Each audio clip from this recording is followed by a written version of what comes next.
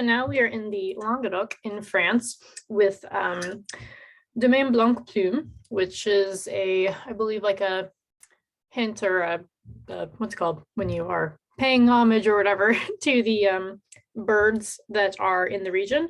And the name GR36 Rouge is named after a hiking path that I'm assuming this might actually be a picture of it on the front, because the grapes grow around this stream area.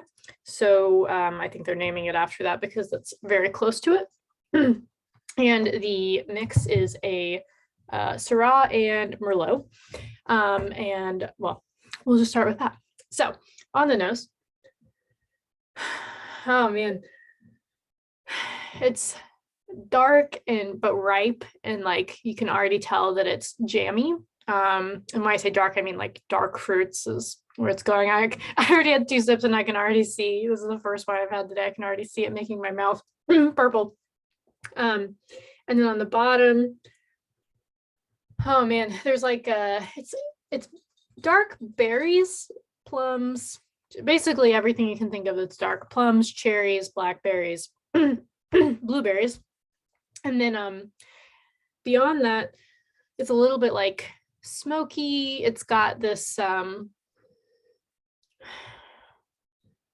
almost like, not like chocolate, but you know, like cocoa powder or whatever when you're baking with it, kind of like that. Yeah, it's just like deep. I wouldn't say it's broody though, because it's ripe, which is kind of nice. There's a lot going on here. I could keep going. I think that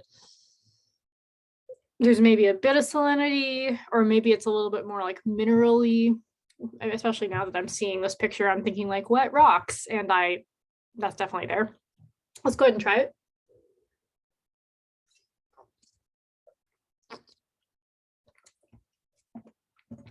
Oh man, that is tasty, but also alcoholic. It's 14.5, so remember that while you're drinking it. But it is, yeah, dark, but again, not dark and broody. Normally I put those two things together, and that's not what this wine is. This wine is dark and ripe and jammy. It's got really nice structure, pretty medium bodied, and it's got these like, I don't want to say heavy tannin, because heavy makes me feel like it's like gonna really dry my mouth out too much, but it's got big's not right either. It's not like smooth silky tannin, if that makes sense. I think some people call them like chunky or something, like they're there and they're like, I don't know, that was weird, but I think when you try it you'll get it.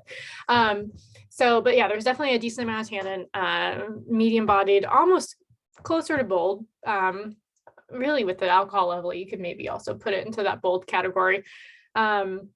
So I like this for winter, as you can probably imagine when you're trying it. I think it's great for the type of stuff that I want to be eating right now. And it's one that you can put with steak, which makes me happy, because it's not that often that I'm finding lots of natural wines that we can put with steak.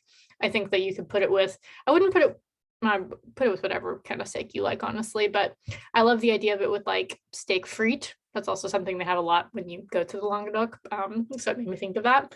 But I also like the idea of stews. I think that it could be great, and like, since it's dark but not that broody, like liven up, some beef stew or lentil stew or whatever you have going with that. Yeah, really tasty. Let me try one more time and see.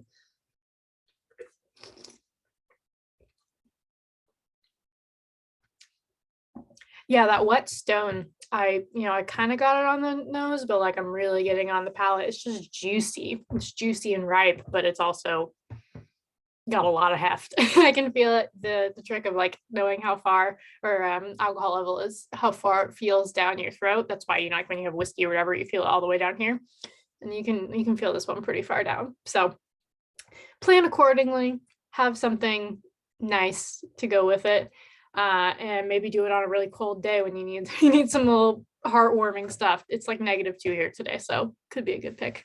Enjoy.